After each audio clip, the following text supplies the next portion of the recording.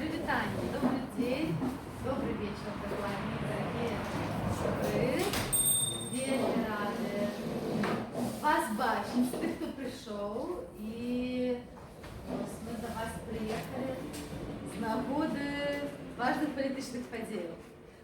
Але насамрэч, правда, така, што мы давно ў годзе не былі, некаторыя вообще не былі, як Юля, напрыклад. Можа нам зрабіць так, што мы все представімся? Калі у нас уже тут сидит поле, і кожны можа пра сябе сказаць то, што палічыць патрэбна, альбо пропусціць шыбу, калі хтосьці нічога не захоча сказаць. Я думаю, просто это будет прасцей разумець, з кім мы размаўляем, хто што робіць, у каго які цікавасці. Я почну.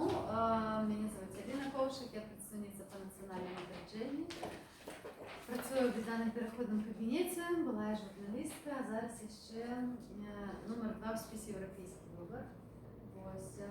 И зараз уже вельми хутко будут выборы, про які ми так само публіку з вами хотіли порозмовляти, але передусім зрозуміти, що вам цікаво, наскільки вам цікаво це політичне події. Меня зовут Павел Магиевский, я представник Ассоциации белорусских ветеранов, фонду белорусских ветеранов, и тут находится мой сябр и также соосновальник фонду.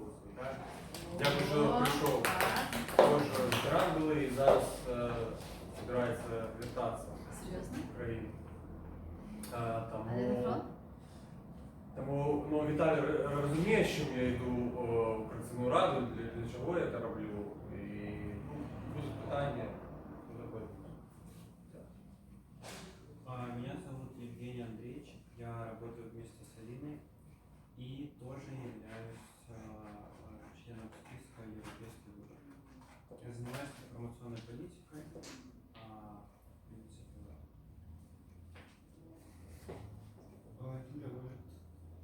Добре, давайте. Я просто думала, так уже по полі, но окей. Я Юля, белорусская активістка, яка з'їхала з Білорусі раз переслід. На даний момент я проживаю в Варшаві і якраз таки там я займаюся різними активностями. Одна з яких хіба починань було у Варшаві, це організація акцій, які кожну неділю, по сьогоднішній день, кожну неділю ми у Варшаві проводимо ці акції. Зустрічаються білоруси, приходять різні білоруси з різними політичними поглядами. Ми просто зустрічаємося, говоримо і спробуємо донести до поляків, до туристів о том, що відбувається на сьогоднішній день у Білорусі. Плюс я курирую ініціативу «Напиши поштовку для політв'язнів». У вас так само така ініціатива є. Ось, Ульяна веде. Ми з нею у контакті поводле этой ініціативи. Що ще хотіла сказати? Я мало зв'язана з політикою в Охулі, тому що, насамрэч, я працюю майстром манікюр. И, скажем так, это просто моя активная такая громадянская позиция добиваться правды для Беларуси и для того, как все ж таки я вельми мару о том, что я вернусь у свою дорогую, самое любимое место в этом свете, это моя городня. Тому я иду кандидатом у списі «Європейський вибор», Координаційну раду якраз таки з тим, що я хочу робити хоч нечто для того, щоб наше вертання було худшее вже у вольної Білорусі. Юля, вельми класно. Тоді вже може пойдем от вас. Меня зовут Виталий Локотко. Я сам из Минска, я также уехал очень давно. В Беларуси я довольно плотно также занимался политикой.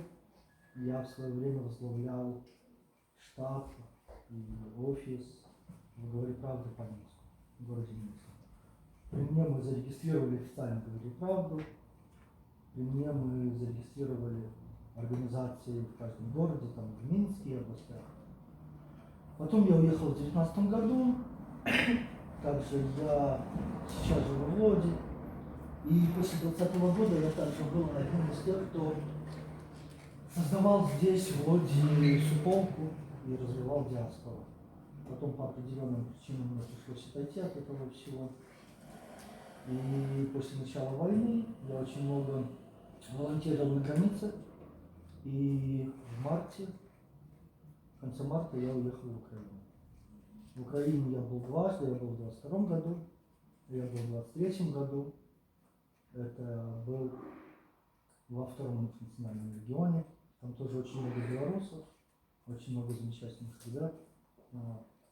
Ну и, возможно, скоро поеду снова. Вот, есть такие варианты. Точно так же, как и вы, баллотируюсь на действующих выборах.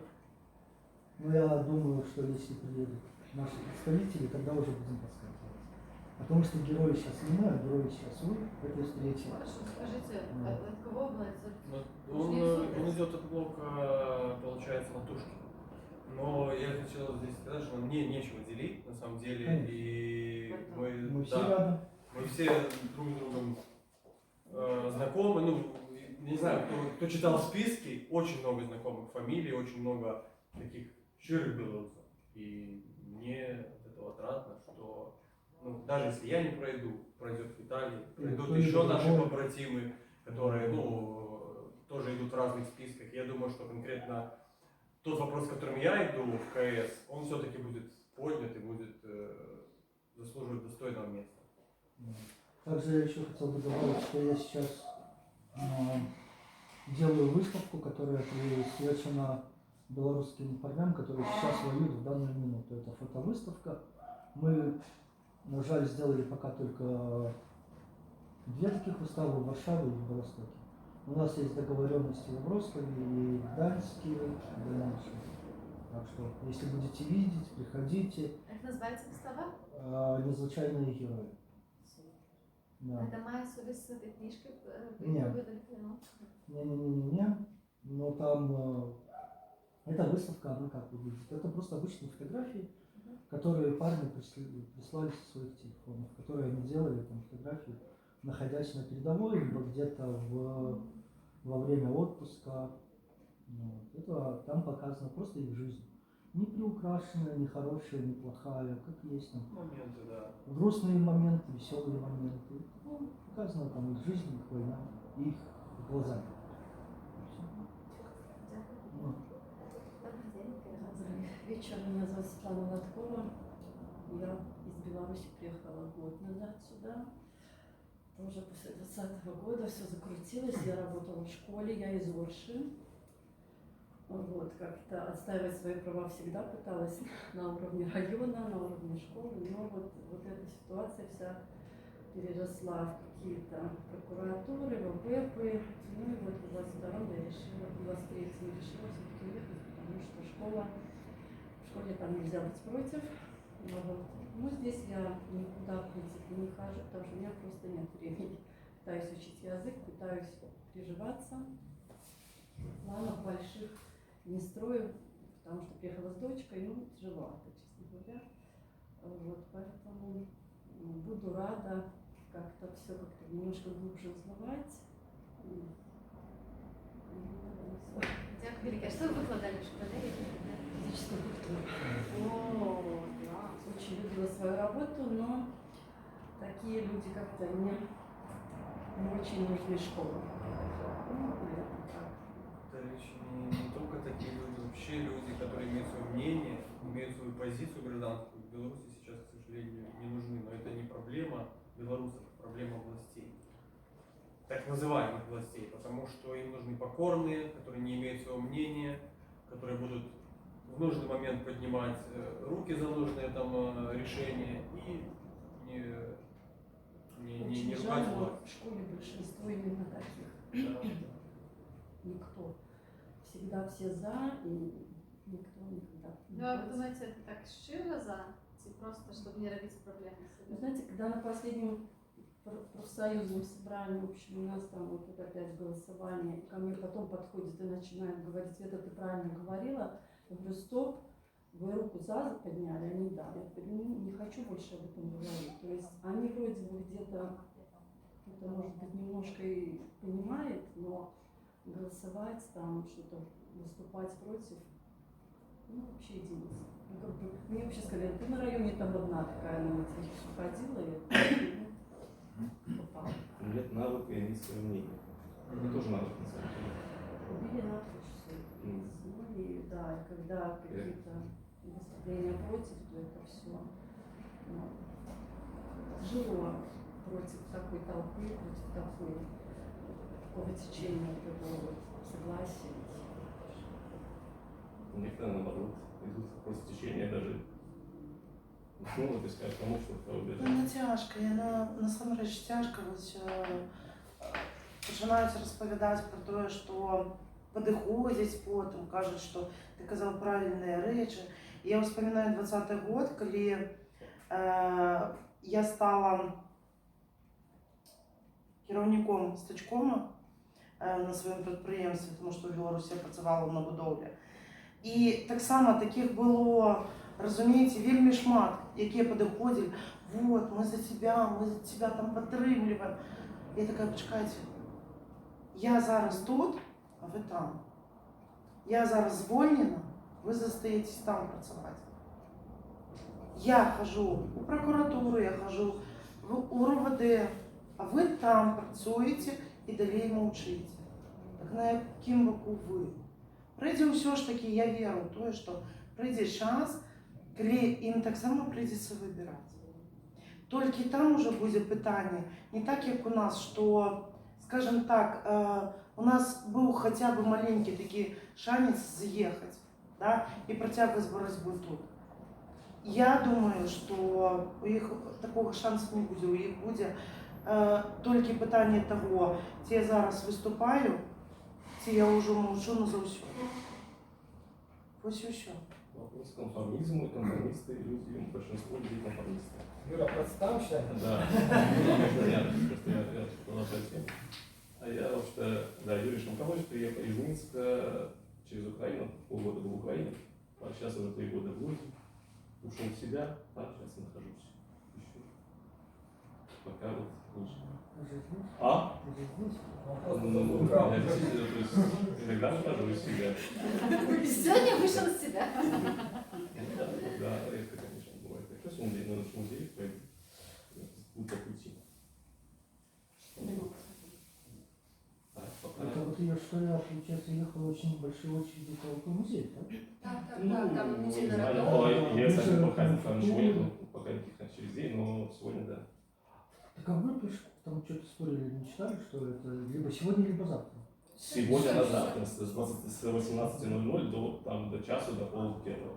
Давайте потом. Потом в нашем выпуске, кстати, если у вас есть 4 часа. Меня кличут Ильяна, с шматскими уже знакомы. Вот. И сказала, что я волонтер по житию своему, с новых часов, со школьных, еще могу сказать. Для меня самые великие 3 коштовности – это свобода, демократия и самоорганизация. Про самоорганизацию, ну, это, мабуть, 20-й год, він показав, як це насамрэч магчыма і у вялікім маштабе. І то, до чого я імкнуся. Дякую. Дякую, Яна. Меня зовут Вадим Шишко. На данный момент я являюсь старшином Королевства Белорусского моря. Ввогуле по жыцці жил повсюду, занимался всем. Жена подсказывает, что я кот, ну так. Есть такое. Теперь затихал еще даже подсказываю. Ну а так в житті надто ні над чим не зацикливаюся. Просто в силу своїх поглядів спробую зрозуміти.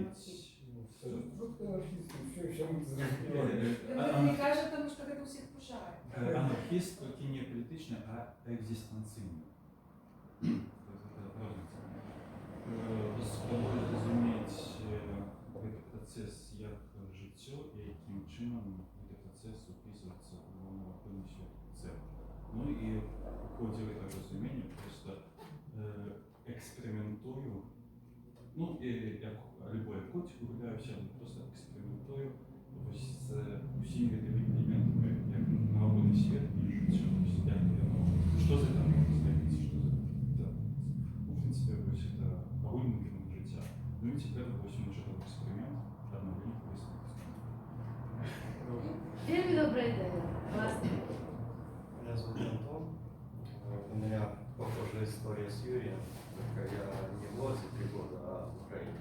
В 21-м приехал, поэтому там немного выпал из политической жизни Беларуси.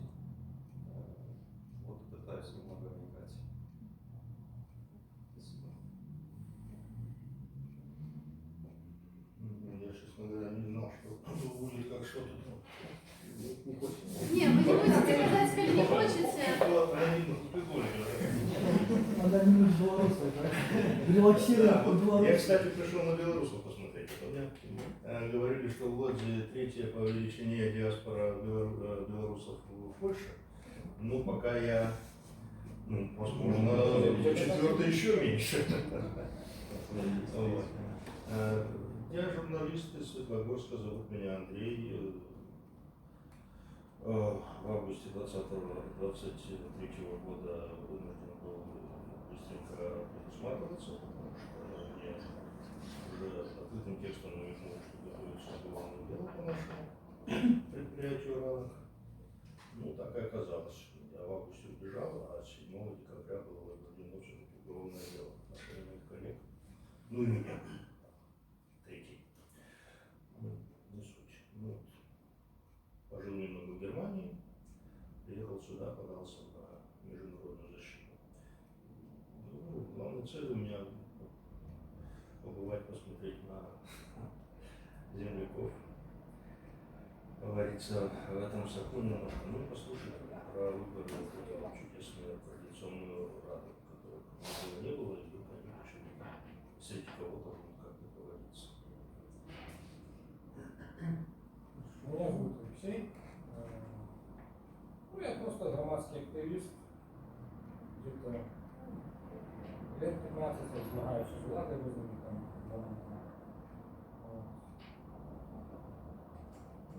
Ну, немає ніяких суперовских досягнений. На это, наверное, все. 15 годов змагаться это не Ну, сильнее. нет, Потому что многие пришли только в 20 Беларусь и есть забывали, сильная. да. Надо уметь сказать себе я крутой, потому что почему? Потому что я крутой, потому что 15 годов змагать это добро, потому что я пришел, наверное, в протест в 17 году, да, в 17 были тунеядцы. Да, вот тогда я начал змагаться. До этого меня тоже все устраивало. Ну как, я не обращал на это внимания, жил своей жизнью, не обращал на власть. Я, кстати, встречи, мы с вами, земляки Светлогорска, встречались очень близко. И поэтому 15 лет змагаться это шмат. Одно питання, коли ти змагаєшся і які там конкретно вимоги маєш, а друге питання, коли ти просто олицетворяешь какую-то громадянскую деятельность для чисто на владу, да? Ну а ничего не будет. Але в реаліях сьогоднішніх днів увогуле змагатися це вже досягнення. Реально, Разумеется. сегодняшним днем неможливо домагаться в Беларуси. Это неправда.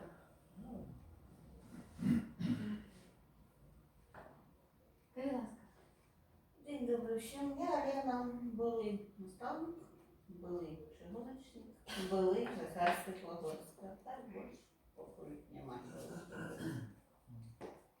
Дякую велике за то, что представились. Просто, ну, у нас такая маленькая сегодня тусовочка, скажем, такая маленькая супольность, что просто добре розуміти, з ким ми розмовляємо, і хто прийшов, що вас цікавить.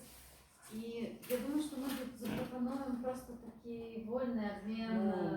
Да, я бы не хотел просто сухо рассказывать программу, потому что да все вам расскажут программу, на самом деле. Приедут, расскажут программу, программа у всех плюс-минус одинаковая, все за все хорошее против всего плохого. Я бы больше хотел, наверное, не знаю, может быть, коллеги поддержат, просто пообщаться вот в режиме вопрос-ответ. Ну, раз мы уже сели так вот в кружок, как в различных там психологических, да, этих тусовках, то я думаю, можно как-то так щирую беседу провести, если вы не против. Мы можем отвечать и по программе, но я думаю, проще будет, наверное, Просто задавать Да. питання, бо ми вам можемо задавати, я люблю задавати питання. Ну да, я Коллеги журналист. коллеги с тобой обедать. Кстати, вот я хотел Юрию сказать. Выходите чаще себя. Здесь есть вот коллеги из Товариства белорусской мовы. Если Да. любите, если Я любите мову, произвожу. Он не знает. Я сам добился, я произвожу О. деструктивное деструктивно. действие. Я деструктивный элемент здесь, к сожалению, поэтому я решил. У меня еще деструктивнее, чем я. Вы представляете, как вроде тяжело, да, когда половина деструктивных. Все тут деструктивно. У вас вот это что, огульная депрессия, это что? Ну, а что выгорали, 3 года, так скажем, ребята, то есть, допустим, я не интегрировался в польскую среду вообще никак. То есть, хотя даже на начале еще какой-то у меня был вот такой, скажем, потенциал. Как-то что-то мне хотелось двигаться, как-то что-то там, хотя бы Это, кстати, устроиться, но сейчас, да, я ушел в себя, у меня свои там, сам себе придумываю, учу 19 языков просто так, тупо, чтобы занять время. Ну, ничего страшного в этом нет такого, просто знакомишься с языком, ты не учишь, просто ты Ну, да. не учишь, ты знакомишься с языком. Если я не ошибаюсь, у тебя что-то были права, да? Нет, это вообще не мое. Очень жалко. То есть, ну, то есть, да, надо устраиваться, но пока еще какой-то тяжело, так скажем. Слухайте, ну зараз это проблема у всех белорусов, да? Да. У нас белорусы осознанно не хочуть ассимилироваться с польским осяроддям, тому що Ну, і польські більшість білорусів, навіть тих, хто приїхав сюди по економіці, як я кажу, да, вони приїхали не про політику, вони приїхали тому, що ось там не задовольняли зарплату. Вони приїхали заробляти сюди. І вони, я ось вельми часто таких зустрічаю, тому що я працюю майстром манікюра і більше за все, звісно, білорусів. І вони осознанно не хочуть асимілюватися з польським осяроддям, тому що вони всі марять, що ось вони вернуться у эту країну цудов, да, де все буде добре, все їх буде задовольняти, і вони такі ось котики почнуть там добре жити. І коли я питаю, ну, давайте порозважаємо, да, а що ви зробили для того, щоб туди вернуться? Тому що... Ну, я вас трохи перебью, да. Питание в том, что они делятся на 2 категории. Одни, которые приехали тут, их жадают застаться уже у замежья, да? Я не а это. другие не значились. Они могут, может, приехали только попрацевать тут и уехать. Вот в чем роль. Я якраз таки про тих, И которые задаваться марять про это. питание, что они зробили, что они не зробили, это... Нет, ну здесь же немножко Я удокладніла, що я якраз таки говорю про тих, які марять о такой країні, що вони вернуться туди. Розумієте, я не чіпляю ось цей, скажімо так, контингент, який або ще не визначився, да, або не хоче вертатися, такі так само є. Але я про їх зараз не кажу. Я кажу менавіта ось про эту категорію, яка хоче вернутися, але при гэтым яны такі всі сидять, ну ось я не ведаю. Да все равно их тут нема. Ну, знаете, кстати, это очень, я извиняюсь, да, это очень такой тяжелый вопрос для белорусов, потому что, к сожалению, появилась, да, среди белорусов такая, наверное, скажем, категория, да, которая им очень трудно психологически встроиться здесь в жизнь, да, в польскую, потому что, вот, как говорят, они мечтают вернуться домой. Но для этого, во-первых, они не знают, когда это будет, во-вторых, они для этого, ну, грубо говоря, ничего не делают. Просто сидят, грустят и мечтают. Я вернусь, ну, для меня это больной вопрос, я столкнулся с таким человеком, я ничего не хочу здесь делать, я хочу поехать домой, и все разговоры, все мысли только потом, вот будет. Но могут вернуться в любой момент. не могут, Приехали не могут. Ты вешаешь ярлыки, не зная людей. Я говорю про конкретных людей. И таких очень много. Конкретного человека? Конечно же. Но на его... Да, конечно. А можно я задам питание по поводу продукции? Да. У меня не шмат питання до Ну, да, давайте. Так, это перший раз, коли проводяться вибори, так, і якби це кожен раз це новий формат, і цікаво, звісно, такі момент, що коли був друге скликання Координаційної ради, спочатку транслювалося одно, а зараз уже більше транслюється те, що друге скликання повинно було підрихтувати вибори до третього скликання. У мене такий трошки дисонанс відбувається на кон того, що ж усе ж таки такое Координаційна рада, так? І з гэтага ще два питання витікає. Для чого ви туди йдете і хочете бути обраними? І як координаційний, ну, я бачу, що кожен чоловік, хто мотивований туди трапити, у нейкій ступені хоче змінити обставини, в яких ми знаходимося. І ось як Координаційна рада допоможе досягнути цих методів? Три питання. Я на ответ, ты все это самое наперед. Все питания как-то... Все твои питания? Нет, ты все наперед задала. Не з самого початку трималися. Ну, по-перше, давай. навошта ви туди Ну, давайте йдете? я могу проиграть. Другое, що таке ввогуле Координаційна рада зараз, як ви її бачите, і як вона допоможе досягнути мети? Я иду в Координационную раду, потому что вот Виталий знает. В 22 году, когда мы приехали сюда с войны, в Польше на самом деле стало собираться большое количество ветеранов, кто прошли боевые действия, и из этого возникали проблемы.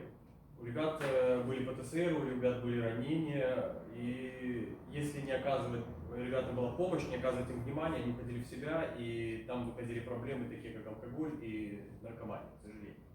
Потому что люди, на самом деле, видели там очень страшные вещи, и, я думаю, не надо тут объяснять, с чем они столкнулись.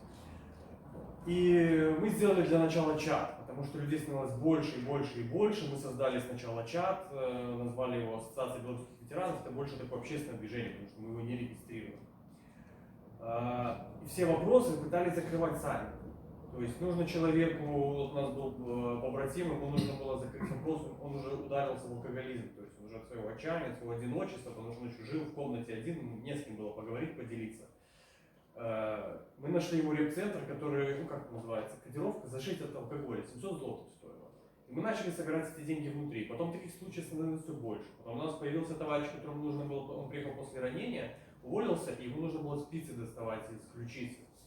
На это нужны были деньги, потому что свои деньги он тратил на то, что он покупал себе амуницию, какой-то тюнинг на оружие. У нас этих средств не было, потому что ну, там достаточно большая была сумма. И ну, хорошо здесь появился такой человек, как Андрей Стрижак, который взялся нам открыть сбор на своей платформе Бойстол. Человек, который этому закрыли вопросом, достали эти спицы, сделали ему операцию, и со временем людей становилось больше. Мы понимаем, что мы не можем закрывать вопросы даже по психологам, потому что психологи в Польше есть белорусские, они готовы волонтерить, но нам нужны антикризисные психологи, которые работали вот с МЧС, там, с военными, таких людей очень мало на самом деле, в Украине сейчас много, но здесь в Польше таких мало. И даже у обычных психологов час стоит от 50 евро. А час это только одна консультация, их нужно несколько, кто-то говорит 12, кто-то, ну, допустим, мне хватило одной консультации, потому что у меня были проблемы, я пришел, меня пугали вертолеты, которые в Варшаве летают вот так вот, и пугали звуки трамваев, потому что идешь, когда в переходе, сверху есть трамвай под стыком, вот эти звуки очень похожи, Виталий, наверное, подтвердит, очень похожи, когда система залпового огня «Град» накрывает определенную площадку, вот эти такие взрывы, бам-бам-бам-бам, очень похожи. И я вот так в переходе зажался в угол. На меня люди смотрели как на дурачка. Я понял, что ну, это ненормально, что со мной что-то не в порядке. Хотя у наших ребят всегда присутствовала такая мускулинность, что ну, если ты обращаешься к психологу, то это что-то, ну, мужики не обращаются к психологу, там, мужики не плачут. Нет, на самом деле нужно обращаться к психологу, потому что, как мне объяснил психолог, в условиях войны больше у человека работает рептильный мозг, который отвечает за безопасность. И когда ты долго находишься в этом состоянии, возвращаешься там, в мирную жизнь, этот рептильный мозг не успевает отключиться, он преобладает. И тебя пугают громкие звуки, там, и все начинает по нарастающей, у тебя нарастает паника, ты не можешь спать, поднимается давление, учащается пульс. И на самом деле эти вопросы нужно было решать. Поэтому мы обратились к нескольким организациям белорусских, чтобы нам помогли как-то здесь узакониться. И мы, получается, открыли в Варшаве, зарегистрировали в Варшаве благотворительный фонд Ассоциации белорусских ветеранов. Виталий, кстати, соучредитель тоже, как и еще 4 наших побратимов. Часть из них вернулась в Украину дальше на войну, потому что не смогли себя здесь найти. Также мы сталкиваемся с проблемой переобучения ребят. Многие приходят и, ну не знаю, на самом деле война никого не оставляет как бы на прежнем месте. Когда ты был до войны, это был один человек, с войны приходит совершенно другой. И многие хотели, вот даже в личных беседах мы периодически делаем встречи, чтобы просто наблюдать, в каком стане люди находятся. Потому что у нас, к сожалению, были случаи суицидов у ребят, ну потому что люди остаются один на один с своей проблемой. У нас нету никакой-то, вот как знаете, как в израильской армии, когда у них военные увольняются из армии, он стабильно должен пройти психолога. И только психолог в одном листе ему ставит резолюцию о том, что да, он может уволиться в гражданскую жизнь. То есть он не представляет угрозы для общества. У нас такой программы нет, и мы искали этой поддержки. Но, к сожалению, за год я на всех конференциях езжу на белорусские, на разные мероприятия, стучусь к политикам, прошу поддержки. И все вот мне жмут руку, говорят, классную вы идею придумали, классную вы занимаетесь, но денег нет. И вот сейчас я вижу, почему я хочу пойти в Коалиционную Раду, потому что я устал в одно горло кричать об этих проблемах. Я хочу, чтобы мой голос был услышан о том, чтобы не только белорусские политики, они об этом знают, я до всех доносил эту информацию, о том, чтобы еще белорусское общество услышало о том, что ребята после войны нуждаются тоже в поддержке. Не все. У многих крепкая психика, но есть такие ребята, которые приходят со сломанной психикой. И им нужна поддержка и помощь. Я всегда всем привожу пример воинов-афганцев. Там, ну, для меня это старшее поколение, там, по возрасту это мои дядьки. И часть из них спилась. Потому что в Советском Союзе не было никакой программы поддержки таких ребят. И на самом деле белорусов сейчас в Украине и тех, кто уже вернулись с войны, не так много, как там было когда-то этих воинов-афганцев. Я считаю, что белорусское общество и белорусская диаспора в состоянии помочь этим ребятам, потому что мы всеми гордимся, когда они там воюют, мы все им там шлем письма, мы отправляем гуманитарную помощь, мы гордимся то, что они отстаивают целостность Украины, но когда они возвращаются, к сожалению, мы про них забываем. И я хочу поднимать этот вопрос, если удастся создать, наверное, комитет поддержки ветеранов. Ну, не хочется выделять это в отдельную группу. Я думаю, что это уместно было бы совместить с помощью, с политзеками. Потому что на этом нужны большие ресурсы, и человеческие, и финансовые. На самом деле сейчас уже для политзеков довольно неплохо настроена поддержка и для семей, и для детей. И хотелось бы, чтобы примерно то же самое было организовано для ветеранов. Поэтому я буду пытаться искать на это ресурсы, потому что за год существования фонда ни одного доната туда не пришло. Все программы, которые я писал, вот Виталий знает, нам на все отказали. И вот в приватных беседах мне отвечали честно, что вы комбатанты. Ну, комбатанты это наемники. Поэтому мы вам не можем помогать, мы не можем вам оказывать помощь какую-то донорскую. Если бы вы были геи, там, лесбиянки, еще какие-то нас меньшинства, либо вы бы помогали собачкам там, бездомным, нет вопросов в Польше там, и вообще в Европе для этого куча разных грантовых программ. Но для комбатантов, извините, нет. Я считаю, что раз мы не можем добиться у каких-то больших донорских организаций, у кого помощи, то, наверное, здесь стоит опереться на диаспоры во всем мире и на белорусов во всем мире. Вот с этим я иду, чтобы наконец-то мой голос был услышан. И мне еще на самом деле очень нравится то, что сейчас наши ребята стали более активными, и они идут в разных списках сейчас, баллотируются на выборы в Коалиционную Раду. И вот о чем я говорил ранее, даже если я не пройду, пройдет Виталий. Если не пройдет Виталий, пройдут ребята из других списков, и все-таки наш голос будет услышан. Вот такая моя история. Что такое Коалиционная Рада, механізм зараз, що і як ви її управляєте, ці як вона буде? Да? А теперь, ну ты правильно кажешь, что Коалиционная Рада это як пляцоўка, з якой будзе тебе больше, лепш чутно. Добре, ось, умовно кажучи, тебе обрали, ти прийшов, і нарешті ти там чимось вибити так, от тебе почули. Ну, і ти кажеш скеровуватися на диаспору. Ну, в принципе, що про собачку я з тобою згоден. Ну, так, я що згоден. Секретна інформація така. Добре, тебе почули перший механізм. Як ти це бачиш? Ось наша діаспора. Со мною є один знайомий, так само з Петричної ради. Я йому задавав питання. Кажу, ось гляді, ви живете у Лоді, яким там, звичайно, Вася Пупкін. І я кажу, ось скажи мені, а яким боком Вася Пупкін – це ваша рада? Ваша рада, Ну, Координационная рада. Что это такое? Не Координационная рада. просто что такое, а Для чего она какого нужна? чорта Васю Пупкіну нужна ваша рада? Окей, я розумію, ти розумієш, там що розумію, а просто яка нас кількість? А ось таких звичайних Вася Пупкіних їх 90%. Я расскажу тогда на своем примере. Пробачьте, У меня- ситуация я просто сформулирую, наверное, больше. Да я разумею, Вот вы Давайте контролировать, не будем перебивать. Сам вы коли идете в Координационную раду, вы ознакомились со статутом Координационной рады, так? Вот. Вы ведаете, что Координационная рада не является представничим органом белорусов. Вот. Вона була не обрана. Нет. В статуте написано такое. Вы читали? Да, но это был статут складывания первой рады. Ну, и вы избираетесь не его переписывать. А почему нет? История схода. Была организация схода, я был там отдельником. Статут переписывался 3 раза. С самого початку не было написано. Ну так и конституции меняются в процессе жизни, как бы это нормально. Все растет, все развивается. Слухайте, Это ненормально, коли ви йдете в організацію, першопочатково ведаючи, що вам треба буде її переформатувати. Послухайте, кожне скликання робить під себе. Я згодна з вами, я не зовсім це підтримую, але поглядіть на усі інші, наприклад, закони. Почекайте, дайте я вже вискажусь. Поглядіть на усі інші закони. Усі наші закони, вони з тягом часу, да, вони переписуються, удокладняються, дописуються з уліком того, наскільки вони сьогодні будуть своєчасові. Розумієте? Ви не почули питання Вадима. Вы не почули питання Вадима, не почули Того, меня. что Вася Пупкин рада? Да. Так я попытался ответить на перекладывание Ой, вопроса.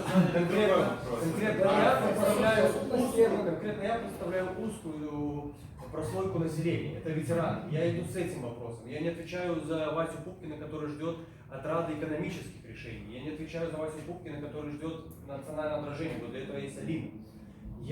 Меня за что болит, я с этим и иду, потому что те двери, в которые я стучался, в них, конечно, открывали. Мы говорили, извините, ничем помочь не можем. У меня куча таких примеров. И вот я думаю, что для Виталия, как вот для ветерана, как для бывшего ИРА, и для него это важно, что его вопросы будут подниматься. Ну, это Виталий сведомый. А Вася Пупкин вообще, зачем ему эта рада? Я не Послухайте, понимаю. давайте так.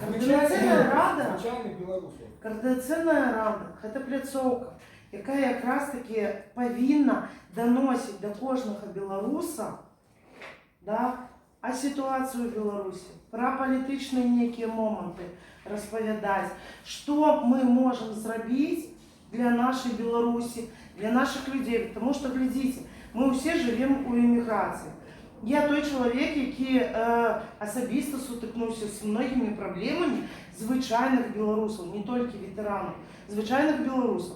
Це і праця, це і мова, це і здоров'я. Все, де не дотикнися. У мене так само є син, якого було проблематично до школи. Ми 2 місяці не могли дійти до школи. На сьогоднішній момент це питання вирішено. Але у нас на сьогоднішній момент застається вельми шмат питань, які ще не вирішені. Ви навіть візьміть медицину, да, нашому простому білорусу, к этому ж Васі Пупкіну, вельми складно сходити у ту пішохідню, не зареєструватися. Я 4-й год тут, у Польщі, я не змогла зареєструватися. Я була у 2 пішохіднях. Я вам откажу. У першій пішохідні я була, коли ще відносилася до центру чудоземців. Це як многі отримували там дополнительную оборону. А потом я пришла в другую приходню, где мне заявили, что я белоруска и мое место в Беларуси. Спердалять до Беларуси. Разумеете? Вам І ось, заявив конкретний колектив. і ось гэта мне заявили, якраз таки ось на гэтай,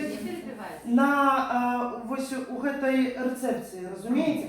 Пасля гэтага я сышла у сябе як Юрый, разумееце? Пра што я пачынала казаць, но вы мяне перарабілі. Вось, і, разумееце, такіх пытанняшкаў у нас да халерачкі. Пашпарты, візы. Самае галоўнае пытанне, якое на сённяшні момант мяне асабіста, да, гэта вяртанне маёмасці. Таму што пазаўчора у мяне забралі маёмасць, якая нават мне не належала. Разумееце? Яна належала маім братам, маім сваякам, но мне яна не належала. І яе арыштавалі. Прыйшлі, ўсё абшукалі, апісалі, ўсё апісалі. Нават стары, вот там вось кірпіч валяўся, стары развалін. Яго таксама апісалі. Гэта мне нічога не належыць. І калі мы гэтыя пытанні не будзем падымаць, не будзем вырашаць, то навошта мы ўвогуле тут збеглі ад пераследу, проста каб самі пажыць. Мы усе палітычныя, разумееце? І, можа, дзесьці я занадта эмацыянальна, але я жыву Беларусю і пытаннямі беларусаў, разумееце? І мне кожны раз баліць, калі мне пішуць, напрыклад, што не змаглі, напрыклад, атрымаць картку у банку, тому што ім адмовілі, што яны беларусы. Праз агрэсію Расіі ва Ўкраіне многім беларусам адмаўляюць у Варшаве. Не ведаю, як у вас в Лодзе. У Варшаве такое тысячамі. Разумееце? Вельмі шмат банкаў. У мяне я вам яшчэ, две карты. Я вам могу назваць банкі. Я вам могу назвать банки, где отмовляют. Я ведаю, разумеется, могут не отчинить. Но это не простое, что Беларусь какие-то там вам скажется, ой, мне же вот не это самое. Сходи в 10 других банков. Его не дают, он может звернуться в полицию и притягнуть этот банк до отказа.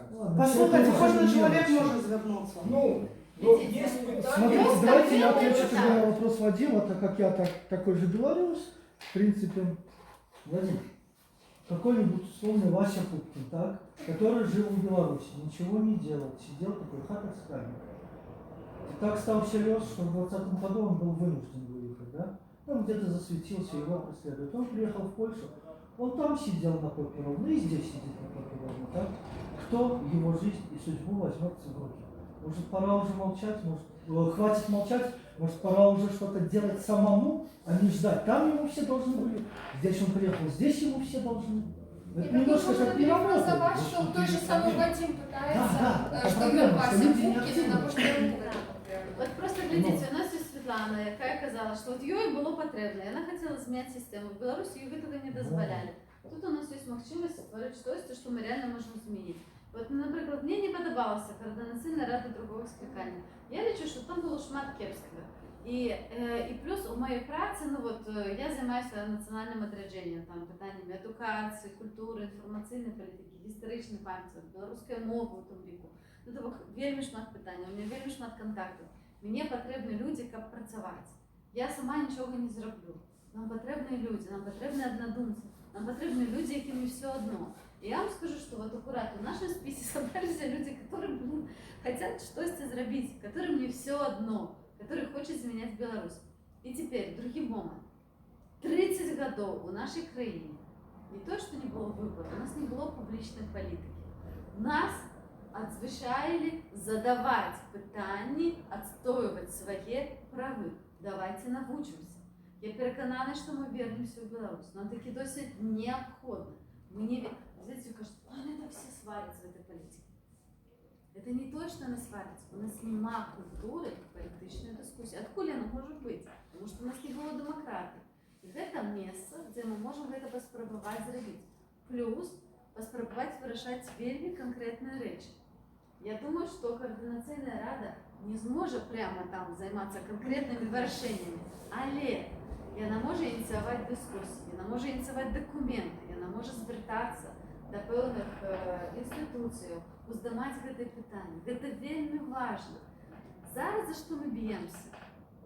каб пра Беларусь памяталі, каб вось у гэтым глобальным свеце, дзе все рушыцца, дзе все падае, дзе войны з кожнага боку, каб памяталі. І вот зараз, калі будуць вырашаць пытанні украінскія, каб нас не приклеілі да рашкі, да свідання, да пабачэння яшчэ 100 гадоў пад рашкі. Ну, вот знов таки, та же самая ситуация в Литве, да? Что робят белорусов там не вельми поважают, так? А кто находится в Литве? Наша так званая лидерка Светлана Тихановская.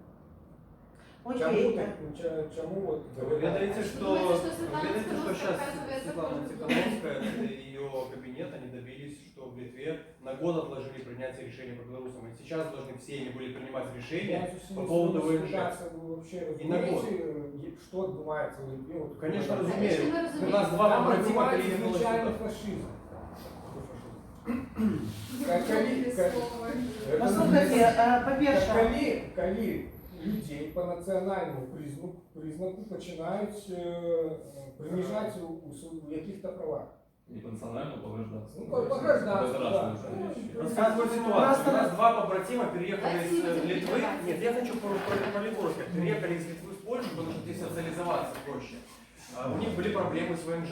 Еще были плюс проблемы с тем, что они комбатанты, они участвовали в войне в Украине. Момент следующий. Как им четко сказал помежник, как у нас в Центре чужеземцев, я не знаю, как там в Литве называется, когда они подавались на беженство там. Сейчас белорусов задерживают на литовской границе, у них помежники берут телефон и проверяют фотографии. Очень много фотографий военной техники. То есть, где военная техника НАТО ездит на учения по дорогам. Белорусы это фоткают и едут на границе. Им сразу аннулируют ВНЖ, чтобы они больше не въезжали в Литву. Но арестовать их не могут, это не шпионаж. Но они воспринимают это как шпионаж. Тем более, сейчас много в Литве белорусов, а армия откровенно в Литве слабая. Для них это национальная угроза. Поэтому им проще белорусам сейчас аннулировать ВНЖ или усложнить получение ВНЖ, чтобы купировать эту проблему. И еще проблема. В Литве очень много, как у нас ебатьки, а у них совок в голове. Да, ватники. Очень много ватников. И такая же проблема стоит в Эстонии, потому что у них там целые области приграничные со стороны Пскова, да, там они ничего не могут сделать, они там за 30 лет, за 40 независимости не смогли переобуть в европейские ценности. И в случае конфликта, такого прокси-конфликта, да, никто не гарантирует, что Россия скажет, они как ДНР хотят вернуться в лоно. И поэтому они боятся, и проще усложнить нам получение ВНЖ, но и с этим удобно кабинет борется. Успешно. Что в это время зразумела, что гэта вмешивается Россия и спецслужбы, подогревающие эту ситуацию. И коли вы думаете, что это просто самые литовцы, нет. Коли просочить, откуда пошла эта информация, кто были первые люди, это были некие неведомые блогеры, это были комментарии нагнаны троллями, які просто почали некоторые политики литовские використовувати у своїх метах перед виборами. Пройдут выборы, все успокоится. Ситуация уже пошла на спад. Россия, развивая такие гибридные конфликты, как посварить белорусов с литовцами, поляков с украинцами, в том лику, справа зерня, украинская, то в том лику подогревается так само россиянами. Давайте будем больше разумными. Есть специальные службы, которые денежат супротив этого. Разумеется, что самое страшное, что погрожает диктатуре, это солидарность, это взаимоподтримка людей. В этом наша сила. Поглядите, як шмат мы досягнули за гэты час. Які классные белорусы. Насамрэч, коли размаўляешь, все кажут, что белорусы супер просто. Найлепшие працаўнікі, вельми креативные, вельми отказные. У нас европейский менталитет. Мы можем побудовать нормальную Украину. Знаете, чего мы досягнули с 2021 года, наверное, до год, да, и до 2024 года. В 2022 году на День воли вышло около 250 человек, да, 500 возят. Это так было. Была вельми великая демонстрация. В 2023 150 где-то человек. В 2024 году пришло 25 человек. Конкретно я лечу 25 человек. Ось чого ми досягнули. Нет. Хотите, я вам Подождите, сопоставлю Я Варшаву? Почему? Не, у Варшаве как раз наоборот. Это Вот не проблема кабинета. Это проблема Лоді. Да. І Лоді Да, діаспора. да. Тому що якраз таки про это хотела сказать. Тому що, глядите, я у Варшаві не перший год займаюсь Днем воли. Это прям восьмая тема. Я вам могу сказать, что у 21 году, да, у нас было около 5 тысяч. У 22 году нас было около 3 тысяч. У 23 году нас было около 1000. У 24 году нас было знову около 5 тисяч. Дякуючи чому? Дякуючи тому, що ми працюємо, розумієте, ми розвиваємо це все. У нас вельми шмат організацій, які допомагають білорусам, які зустрічаються з білорусами, розумієте, і у нас є різні. Ми працюємо у цьому накерунку. Нужно будет вообще, по-моему. Ну просто, наскільки я ведаю, у вас сама буйна організація, яка займається білорусами, да, хоч не там робить зустрічі, там, это ТБ, и все. Ну, это возможно. Смотрите, почему так мало приходит людей, да? Напомните, как в чате писали белорусские, не белорусский дом, да, белорусский Влади, не политики, да? Не поднимайте политические вопросы в чате. Было такое? Или я вру? Я не ведаю, я Ну вот видите, сразу когда какой-то острый вопрос, так я не ведаю, да? Было такое. Я запомнил. В 22-м, если не ошибаюсь, году, да? Ну что, На ну, память что, по... там, Ребята, Подождите, на память по Бондаренке пришло сколько людей? 6. И это был 22-й год. Послухайте, У ну вас вы не щепят показали. свои же, тут же, и вы Ладно. ничего не Это большой можете показатель. забить. Последняя Ребята. акция была в Влади крупная какая? По Мацкевичу. Почему? Потому что дочка Мацкевича живет в Влади. Ну, больше нигде не появлялась. Да, Хотя зато продолжайте тогда говорить. классно афишировали, классно анонсировали. Ну, Наводя. Соберитесь, пожалуйста. Вот Наводя. в чем суть проблемы. Они в Координационной Раде, и кто-то должен с Варшавы Ну, приехать я еще помочь. скажу по Координационной Раде, все-таки вернусь к вопросу. Я еще лично вижу Координационную Раду как возможность что-то делать и дальше продолжать делать. Я делал это и начиная, вот как мы регистрировали фонд ветеранов, я и до этого был активен, и сейчас я просто продолжаю быть активным. Это просто очередная такая ступень, но я еще вижу в этом возможность все-таки донести, что то, чем я занимаюсь, ну, должно подниматься все-таки, должно выходить на новый уровень. Я думаю, что так и каждый, ну, что проще всего сидеть ничего не делать. Ну, я выбираю что-то делать. Я третє питання просто. А? Третє питання просто. Чому ідея, що таке координаційна рада, як вона допоможе досягнути мети?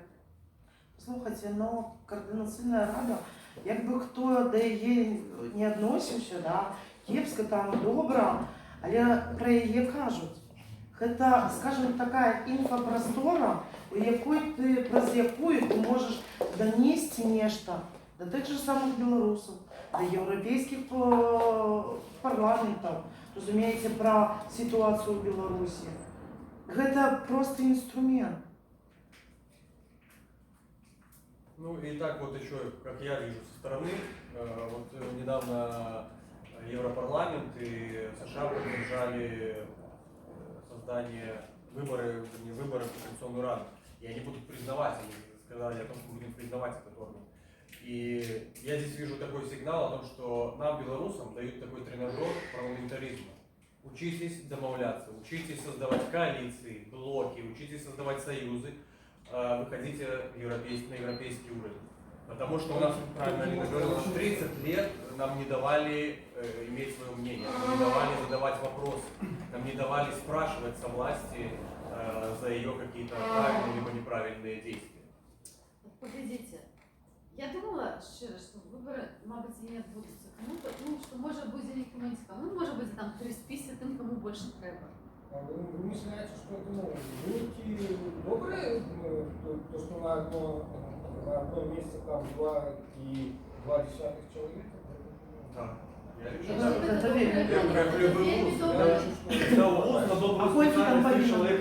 вельми добрый вид. Почекайте, давайте не перебивать. Собралось 12 список. 12 список людей, які вирішили взяти на себе відказність. Ви розумієте? што гэта зараз вялікая каштоўнасць. Усе вельмі любяць крытыкаваць, а штосьці зрабіць і взяць адказнасць за нейкія канкрэтныя дзеянні. Ніхто не хоча. Людзі са сваімі тварамі, прозвішчамі выйшлі адкрыта і сказалі: так мы пойдзем у каардынацыйную раду, так мы будзем змагацца далей. Людзі, які ведаюць, што за гэта кокосаў ніякіх не будзе, будуць крыміналкі, будуць забіраць маёмасць і будуць яшчэ цягаць сваякоў у Беларусі. Але ўсё роўна яны на гэта пайшлі. Кожны, хто ў гэтым спісе пра гэта ведаў, і ўсё роўна вырашыў ісці. Гэта ўжо, я лічу, важнае дасягненне, што гэтым людзям хочацца штосьці рабіць. І я думаю, што трэба наадварот паставіцца да гэтага з пазітывам, а не проста казаць, што ўсё кепска, все кепска. Лепшага зараз варыянта у нас няма. У нас няма лепшага варыянта. Это унікальная магчымасць. Вы зможаце прагаласаваць, ваш голас палічаць. За нас прагаласуеце альбо там за кагосьці іншага, але вы выберете, ваш голос палічаць. Разумеете, глядите, мы другое скликание не выбирали. Да? Як бы там ни было, кепска, добра, неважно, сегодня мы можем уже выбирать. И у нас до холерочки список, з яких можно выбрать на любой густ. Ты читаешь программу, что они пропановывают, больше-меньше ты им веришь, да, и ты можешь голосовать. Ввогуле, это право голосования для меня было закрыто 4 годы. Да? Тому что там у Беларусі зрабілі выгляд, як бы ты можешь голосовать, при этом твой голос не лічылі. Тут я все ж таки веру в то, что наши голосы полічаць. Мне хотя бы заявилась вера, нешта лепше. У наступным годзе, магчыма, будзе яшчэ лепше. У наступным годзе, магчыма, будзе ўжо 10 чалавек на гэта месца. Разумееце? І там будзе больш людзей, якія будуць давяраць гэтаму голосованию и будут активнее ісці. Мы повинны донести до людей, что яны повинны удзельнічаць у гэтым. Політика – это неотъемлемая частка нашего жыцця. Мы уже убачили, калі ты не удзельнічаеш у палітыкі, як у нас многие белорусы, да, яны не удзельнічалі. Что у нас было? 30 годов сидели под веником. Калі ты не удзельнічаеш у палітыцы, палітыка прыходзіць по тебе. Ну это вот моя история. Я 30 годов не участвовал в выборах, не голосовал. Нас в колледже гоняли силой туда, я ставил против всех. Вот, мне неинтересно это было. И когда вот заделись мои интересы, когда меня называли тунеядцем, с меня какой-то налог попытались, я такой начинал просыпаться. Я стал просыпаться, потому что действительно, что это такое, что за Орвал такой. И со временем я сам начал участвовать.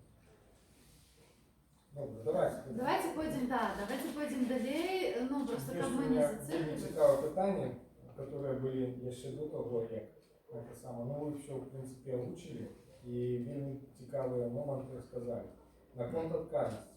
Так, вот другое скликание заканчивается. И они порушили свой статут, свои правила в Координаційну раду. Их никто ни до якой отказности не притягнул, и отказности у них перед белорусами нема. Точно так же, згодно со статутом теперешньої Координаційної ради, на який статут приходить третє скликання, да, ті, хто люди балотуються, і вони так само перед білорусами не несуть ніякої відказності. А вы кажете, статут не треба менять? Нет, так разумеется, в чем питание? Так мы же не можем сперва поменять статут. Вот я сейчас как кандидат, я не могу поменять статут, а потом идти домой. Потому что я не во втором складе.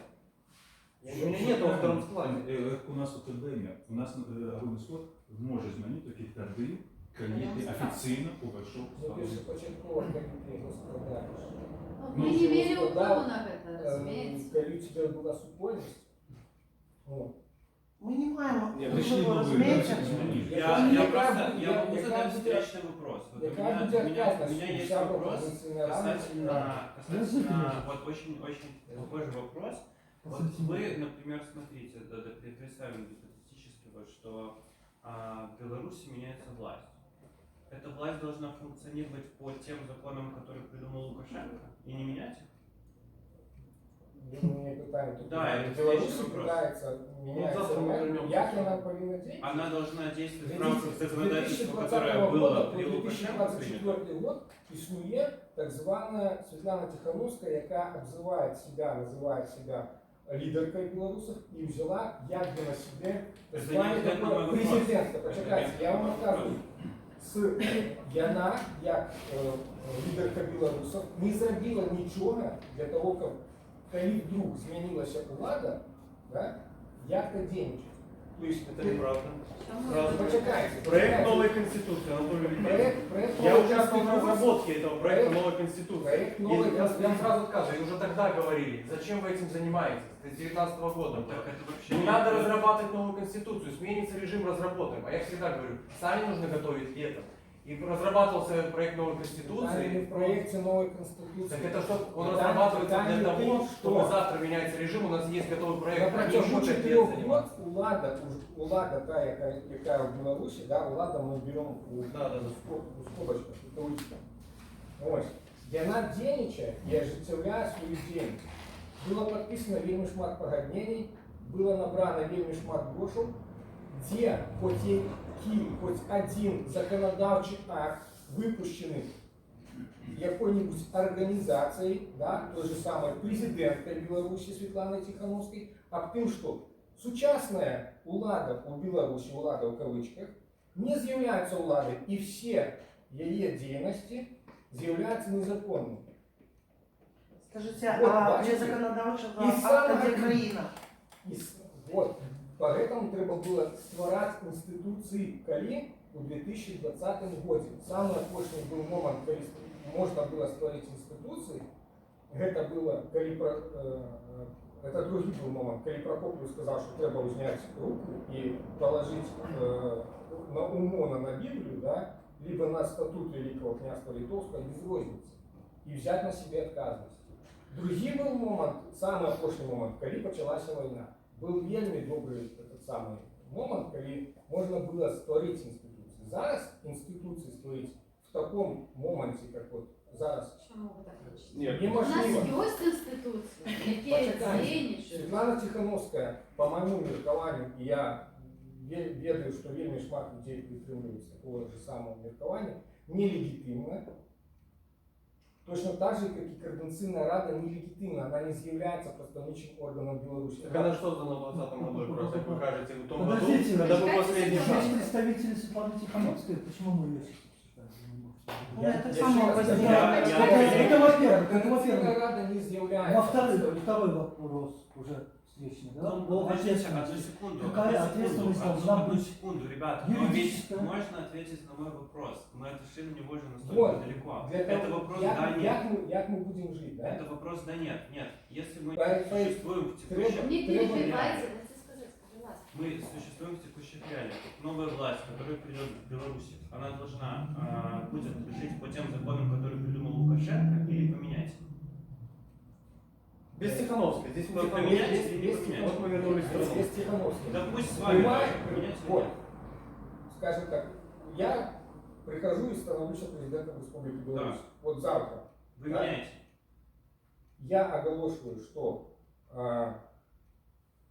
все законодавчие акты с 1995 года референдума, с референдума 1995 года являются незаконными. Когда вы уже пришли, правильно? Да. А сейчас почему вы этого не делаете? Подождите, а люди квартиру получали. Ну, Нет, а почему вы не Ну, то есть делаете все равно это меняется. сейчас? То есть вы меняете из тех, которые есть, откатываете назад. Подождите, смотрите, Ну, здесь нет, мы берем прослеживается за основу. логика. Вы сначала приходите, а потом меняете. Почему тогда есть претензия к тому, что мы не можем прийти и уже поменять? Я про то і кажу, що треба вже зараз сказати о тим, що Координаційну Раду треба робити такой-то, такой-то, такой-то. Ну ніхто об этом не каже. Вот люди Безусловно. приходят с заданием Да, безусловно. голосовать. Вот скажите, и на пункт отказности. Да, да, да. На пункт отказности. Отказність, яна возникає у виніку взаємодіяння. Тобто, коли ми живемо у нормальній, звичайній країні, тоді парламент, це кто-то проект, так? Парламент, і він несе відказність перед виборщиками, тому що выборщики платят податки, за якія жыве гэты парламент, і выборщики выборы. За гэта нясе адказнасць. Цяперашнюю КР, па-першае, ніхто не выбірае, тому па-першае, ўжо нікому не павінна. І па-другое, ніхто з беларусаў не прымірае свае падаткі. Это збірае, чым не павінна. Вот. А за падаткі так і жыве. Увесь апарат жыве за падаткі, калі што на всякі выпадак.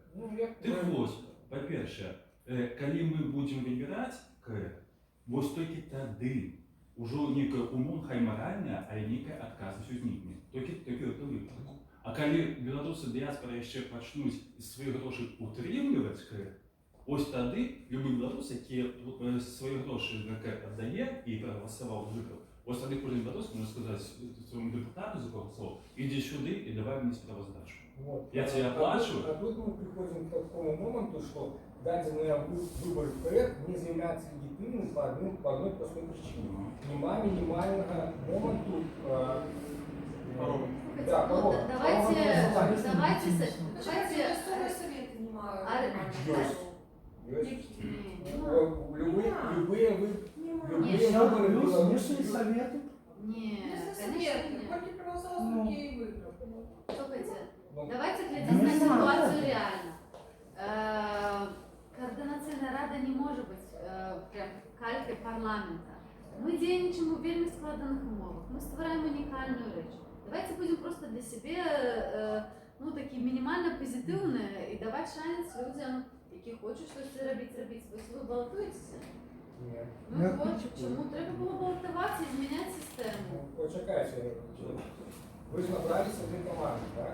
По-перше, Мы все набрали. Нет, почекайте, давайте так. По-перше, я не разглядал вот эти моменты исти, не исти, да, может, с вами Гутеревич. Был блок Прокопьева. Я зрозумел, что Прокопьев самодур, да, вот. И поэтому я не пошел в Прокопьева блок и баллотоваться. Кто-нибудь из других блоков шукал, як Прокопьев себе кандидата, как набрать? Я ніводного не бачив. Почекай, спокійно. Це питання, значить, на рахунок умов уділа виборів. Ви розумієте, що ті умови, які Координаційна рада зробила для цих виборів, вони зробили, как бы это так сказать, не то чтобы складанность для людей, да, но они погубили белорусов. Вот у нас тут есть феминистка, да, я вот 40% только женщин, ну, то есть минимальный порог 40% женщин. То есть это ганьба женщин, ганьба мужчин. Чому ганьба? Наоборот, это же квота. Вот. Это минимум должно Как быть. раз список набирали. А могло бы вообще не Да, быть. был список с 10 женщин, которые были мужчинами, да? Ну вот в списке, в котором мы Ну, даже летали, послухайте, в ну, них мы же женщин зараз- больше, чем нужно по квоте. Ми ж зараз не знаходимося у Координаційній раді. Ми ще тільки кандидати. Чому такі питання не Реально, Я вам розповідав про те, що вежливості. самого початку було зроблено все так. Это ж Неправильно. Слухайте, Было ну, зроблено это не неправильно. мы робили, Олег. У вас есть шанс быть назиральником на этих выборах, рассказать все, что вы про это думаете у публичной просторы. У Лукашенки вы такого шанса не маете, потому что за это вас одразу посадять. Тому тут створається безпечна пляцовка для демократії. Коли ласка, користайтеся, коли подобається. Не подобається, не користайтеся. Часто партії пішла на вибори, часто не пішла, зробили свій вибір. І це їх вибір, або удільничати у політичному, публічному житті, або не удільничати, стояти збоку і казати, що нам не здоров'я, що нам все не подобається. Шановне господарство, у нас тут ви вельми шмат зайняли час, але може ще інші... Давайте одне питання, пошне, якраз і заставити. Тому що більше так само мали можливість задати. Чому білоруси мають право, либо повинність, да, ну повинні удільничати у виборах у Координаційну раду, ну, по вашому праву. Ну, кто-нибудь Мають право, типа, да, ну, повинні удільничати, либо мають право. Ну, я вот это вообще, в принципе, не использую слово «должны», это право каждого белоруса, если они хотят участвовать. Откуда берется это право? В каком смысле? Ну, от Координаційна рада, це органи, які не представляють білорусів. Чому я не представляю Білорусі? Я ще раз звертаемся до статута. В статуте написано, что это не представитель органов Беларуси. Чему Беларусь повинен? Подождите, кто туда обирается? Белорусы? Хто туди Я йде? вам кажу, Павел, ось Павло згадав, ти там щось з американцями там замовляли, що вони вам передадуть. Я скажу, Они признают, как признают. По великому рахунку отримується так, що, ну, як ті американці, я розумію їх логіку, отримується, що КР на даний момент для нас це як пісочниця, в якій ми будемо вчитися гуляти в демократію. Или попросту. Ну, потому что так как у нас не было демократии, мы не умеем в этом користаться, абсолютно больше просто не умеете. Это такая песочница, в которой мы можем учиться. И на то, что белорусам идти туда людей начать голосовать, это для тех белорусов, кому цікаво научиться взаимодействовать с таким процессом, как демократия. Вот кому цікаво, то и будет этим заниматься. Кому не цікаво, ну там ничего не цікаво. Своего отказа. Это сделать свою песочницу, да, Эту роль сыграли политические партии. Кому интересно, кто занимается политикой. Я хотел бы уточнить, а в чьей юрисдикции собирается действовать Конституционный совет?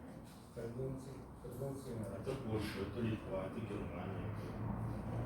Комітетничає в юрисдикції країни, тому що люди, які будуть балотуватися, які будуть представляти, ну ми зараз не відомо, хто буде, але навіть у нас у списі, у нас є Ольга Франк з Бразилії, наприклад, у нас є люди з Канади, це з Сполучених Штатів.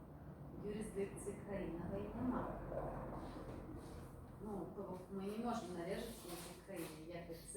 У нас нема будинка, де ми будемо. Нет, физически говорить, то есть это просто, слушайте, где-то онлайн какая-то конференция. или Это что-то просто такое. так. Но юридично она же не закреплена никак. Нет, я представляю, физически это будет какое-то место, где будут себе собираться, Ні, це обсуждаться. онлайн, и тому всё що такое. це буде Онлайн. неможливо, але я думаю, що часом, так як проводилися слухання по політв'язням, так як проводились там ось наші виступи про роздачі об'єднаних одного кабінету були у Варшаві. Я думаю, що більшість людей знаходиться в Варшаві, це простіше зорганізувати, или агулам. Якби нельзя задавати зараз питання про юрисдикцію, агулам зараз питання юридичного поля є вельми складане. Ось ви кажете, а в якому моменту будуть случитися закони несоправдными? От 20-го, от 95-го, от 94-го, от 22-го. Есть вельми різний погляд, різних юристів на це питання. І Координаційна рада може мати вплив на то, що ми вирішимо, що після змін ми будемо лічити закони о там, несоправдними діяннями там, Луки от 20-го року. Або вирішимо консенсусно, що ми хочемо, щоб це було там, от, наприклад, референдум 95-го року, або одобрення Лукашенка. Ну, але хтось це має вирішити. Не одна Світлана Тихановська, і не ми, як там, сябры кабинета. Ось есть люди, которых выбрали, и они могут иметь вплив на принятие решений. И я хочу, как координаційна рада, имела вплив на решение тим ліку кабінету.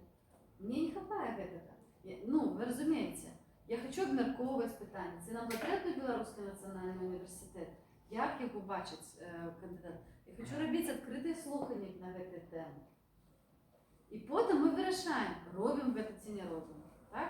То есть, потому что Координационная рада, вот, кстати, в видении это площадка для обсуждения там, текущих проблем, выработки каких-то решений. А вот эта реализация, то есть это, конечно, механизм реализации пока не предусмотрен. Ну, механізм реалізації, Исполнительная власть. Исполнительная власть, ну, тобто, це зараз виконавча влада, яка теоретично, це кабінет.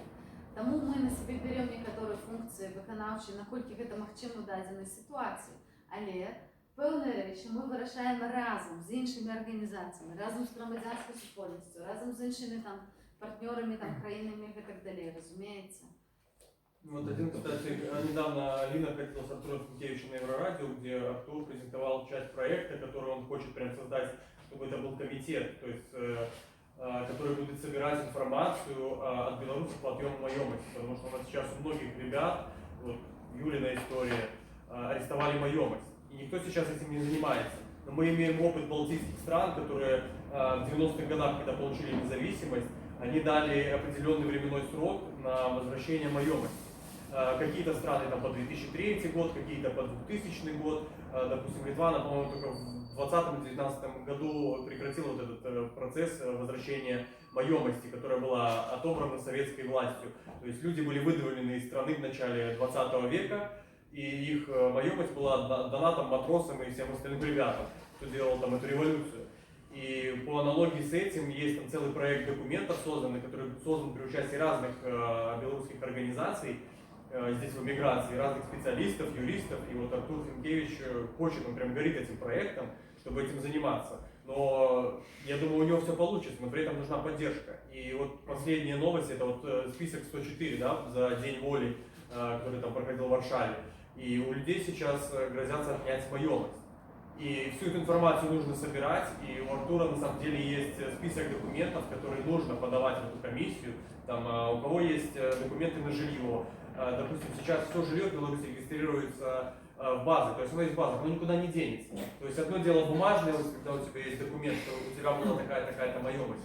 Ну, допустим, у меня с собой таких документов нет, я выезжаю из Беларуси в последний момент, наверное, об этом думаю, и себя было бы спасти. Но я знаю, что в базах это все есть. И я когда вернусь, когда мы вернемся домой, я заберу свою маемость. То есть, в принципе, все равно, понимаешь, что... Это острый вопрос. Законодательная власть, скажем так, это парламент в данном случае, это Конституционная Рада. Исполнительная власть, вот кто у нас исполнительный, функцию исполнительный кабинет. Нема конфликта? Надо все судебную Для вас, власть. Алина, что вы і в кабінеті, і в Так, есть такое питання, і насамрэч гэта гледзячы, як да гэтага ставіцца, тому што ў розных краінах ёсць розныя сістэмы. И когда вы живете в Польше, то вы ведаете, что в Польше, в принципе, все и премьеры, и президенты, и министры, и они належат политичным партиям, являются с большего, не все, а с большего, являются депутатами польского сейма. И это нормальная практика. Я вам скажу, что в досвіді моей працы в кабинете, например, минулый год, я амаль не мела стыкнення з координаційною радою, но тільки там по нашим неким кропковим питанням. Я не ведала, що там відбувається, і цієї інформації вельми не хапало. Для розуміння політичних процесів, для розуміння того, що там болить, що там відбувається, розумієте? Тому що, політичні процеси, вони такі шматповерхові, це їх торти. І ти, коли ти займаєшся тільки одним і випадаєш з інших, це кепсько. Тому для мене особисто важно там бути, як розуміти все, що відбувається. Иметь вплив, потому что так моє портфоліо, там культура більше раз займаюся, але мене цікавить так само інше питання. Я хочу мати вплив, я хочу, щоб мій голос лічився. Тому я не бачу нічого кепського в тим, щоб там була можливість бути і в кабінеті, і у координаційній раді, це нікому особливо не буде перешкоджати. У нас в кабінеті 6 чоловік. Нас балотується, з представників я, Павел Латушка, и все. Все. Только две особи. Там есть еще наместники некоторые, але по наместниках нема питання. Я не бачу ніяких особливих перешкодів, що за этих двох особов буде ніяка. Але то, чого нам зараз вельми не хапає, це співпраця поміж демократичними силами. Наприклад, ТБМ ми обмірковували, що є організації, які поміж собою там слабо співпрацюють. Нам треба ліпше співпрацювати. Я бы вельми хотела наладить эту співпрацю із офісом, поміж офісом координаційної ради і кабінетом. І для цього треба ці процеси зорганізувати. Тобто це те, що у минулому році вельми кепсько працювало. Вельми кепсько. Тобто були ці слухання, це як один з прикладів. А зараз ведеться підготовка малої конституції демократичних сил, такого поєднання поміж трьома боками. Координаційної ради, кабінетом і офісом. Було зрозуміло, хто за що вказує, у кого які функції, як нам було простіше працювати. Я вельми сподіваюся, що це буде підписано, і нам буде тоді справді простіше вирішати, і буде менше непорозуміння, так? Тому що хто чим займається. Не хватает, потому что такое вражение у меня складывается, что сейчас идеи, мне как правило, зміняються під час гульні. Тобто, як я приводила приклад, що на початку другого скликання позиціонування було одно, а зараз ми вже бачимо зовсім інше. І часом не зрозуміло, що ось є офіс, є кабінет, є КР, є які інші організації. якое месца яны займаюць увогуле ва ўсей і так само такое ўражанне, што усе капаюцца за ўсё. Такого няма, я не бачу, можа я памыляюся, што ёсць нейкія, як сказаць, разделение того, что один орган занимается менавіта одной справой, это распределение улады, законодаўчае, выканаўчае. Зразумела, тут, ведаеце, насамрэч вельмі складана тут там хірургічна прям все подзяліць, але збольшага гэта зона адказнасці, яна павінна быць, я цалкам згодна. Я у ТГМ так і роблю. Я жорстко делю. Ты робиш гэта, ты робиш гэта. Зразумела. Ну вот, напрыклад, да? У нас есть шмат пересечения в нашей працы, мы гэта не прызбегнем. Мы стараемся там супрацоўнічаць, калі я бачу, што ёсць нейкія пытанні, которые я раблю, яны тычацца, напрыклад, Ольгі Горбунова, я звоню, мы неяк вырашаем, але там, кому позвонить у КР, там, виховывается, что я не ведаю. Але я спадзяюся, што будзе гэта падпісаны дакумент, зафіналізаваны, ён стане такой основой наших дальнейших дзеянняў, і гэта дапаможа нам рабіць гэта больш эффектыўна. Мне здаецца, што мы насамрэч павінны радавацца, што у нас ёсць магчымасць такімі рэчамі займацца, што у нас ёсць людзі, которые готовы гэта рабіць, што у нас ёсць людзі, которые готовы гэта арганізаваць. Тая платформа, яку Павел Вібер зрабіў, яна досыць унікальная, і я думаю, што, можа быць, і ў іншых свеце будуць выбіраць. Вы ведаеце, што такія альтэрнатыўныя выбары праводзілі, напрыклад, в Тибете, і там проголосовало 800 000 человек. Тибет. Им гэта было патрэбна. А нам мы кажам, што нам все не патрэбна. Все не так, все не патрэбна. Давайте все-таки думать, что калі мы хочам штосьці змяняць, мы пачнем гэта змяняць. Натуральна, што гэта змены пачынаюцца з малого. Давайте вы яшчэ пытанні будете задаваць, каб кожны, хто мае пытанне, іх задаў, а з іншага боку, каб мы, тому што мы з вами ўжо 1,5 гадзіны размаўляем, так што, калі ласка, давайте яшчэ задавайце пытанні. А колькі яшчэ у нас ёсць часу? Я думаю, може погодинки, нам ще ж вертатися треба. Ну так, а вам у музеї. Заставайтесь на ночь музея. Кстати, в Беларуси музей платный, он наш музей. Сейчас уже? Сегодня писали на зеркале, что ну музей что? платный. Коли я працював на бесплатно. Я тоже Це було колись. Что? Грошей немає, але витримаєш. Это ужасно, конечно. Ну, не знаю, мне кажется, что вот эти выборы ранее все равно, наверное, нужны.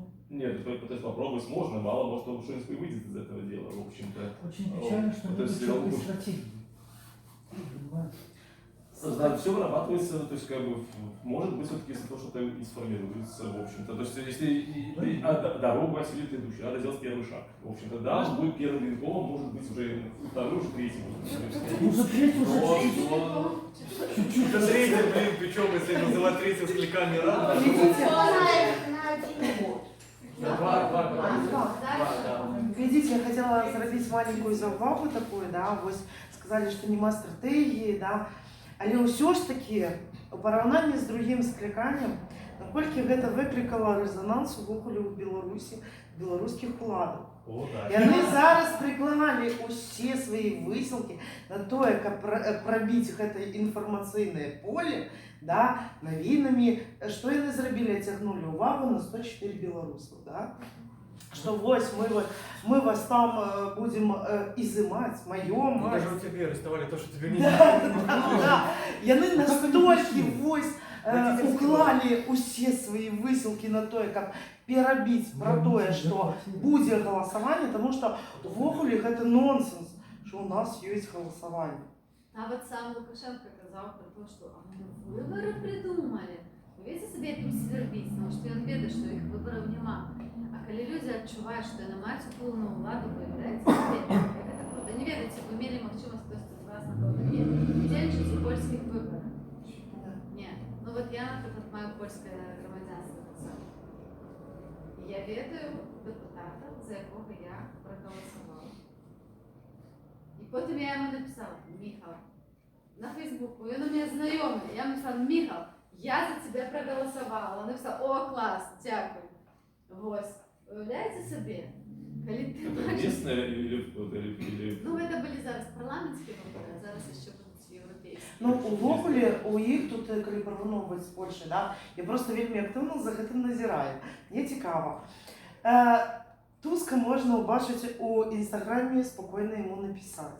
У Фейсбуку можна увогуле познаходити усіх депутатів. А до якої партії захочеш. Для мене, наприклад, це що? Тому що написати комусь з депутатів білоруські, потім будеш сидіти, закривати фіранки, да, і боятися, що за тобою приїде УАЗик. Ну, вот такое собі. А тут ти просто пишеш. Я, наприклад, за то, як у нас депутаты не были ось гэтыми небожителями, да? За то, как мы были среди людей. Потому что депутат, это, да, он такий ж самий чоловік. Ну і коли мені, наприклад, про лідерів кажуть, ось, да у нас там то, да у нас там сьо, і от повинен то зробити, і от повинен все зробити. Я чоловік, у якого нема лідера. І я, наприклад, коли чоловік ось мені сказав, що ви мені даете это, я вам роблю это. И коли человек для меня так не сказал, передо мною ее відказність не несе. І я, наприклад, вельми здивляюся, коли увогуле там продивляюсь які питання, да, коли у процесі этой предвиборчої кампанії, не дай Боже, я дам некое обіцяння, і потім я пройду УКР, я буду обов'язана це зробити. Тому я не даю таких обіцянок. Заправный политик, да? Ну, тому що, розумієте, я, наприклад, чоловік такий вельми відказний. І коли я дала слово, хоч у доску розбійся, ти повинен виконати. І, ну, це вже питання про відказність, да? Тому запитувати про ніяку відказність, скажімо так, ніяку кримінальну відказність, ну, виноват у Білорусі нема. Блин, ну просто... Политики обещают много, потом ничего не делают. Да, просто зараз... Не надо, что это придумано. Это общее... Кстати, у меня предложение к вам, раз мы уже приехали, чтобы не превратилось так, вот как, знаете, обычно политики в любой предвыборной кампании ездят по регионам, агитируют, выборы проходят, они перестают ездить. Чтобы так не получилось, приглашайте нас.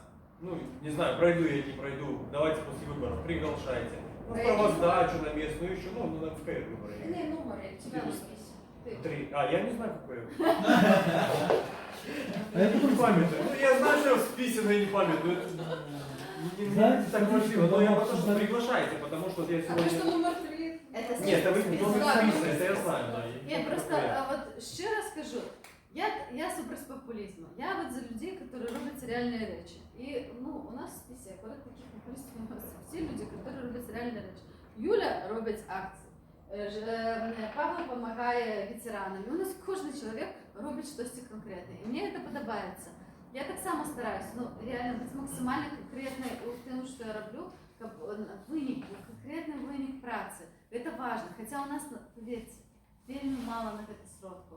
Вот это мы, видите, мы зараз робимо якісь чудо просто з повітря, з нічого.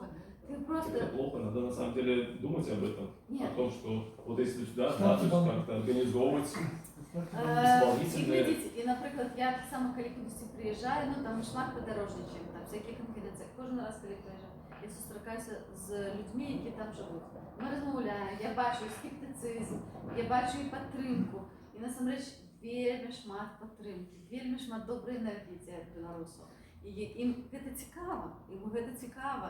І ось ми зараз були в Познані, там була зустріча, ціла зала університету, 300-400 человек. Вот реально пришло, и все задавали питання, так само там було про координаційну раду, огулом про то, вельми добра, позитивна зустріча була. І це дає невероятну енергію для праці, так що нічого не страчено. У нас є вельми шмат шансів, і треба цим користатися.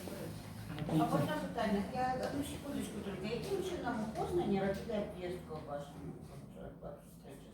В Познані організація зустрічі займалося студентське товариство «Ліхтар». До речі, його не сябр, Ілля Міхаєвич, Ілля, привітання. І він часто нашого списку. І там такі класні студенти, вони домовилися з деканатом. Вони все зорганізували, вони зробили обвістки. І все, люди прийшли. Я не ведаю, ну, напевно, початок розкидували ті, як. Велика сила слова. Ну, то есть, как бы, у нас... Ну, Хотя, А, да, у вас не можно было? было. Ну, просто Есть, я есть закидывала. такая Белорусская особенность. колодцы была.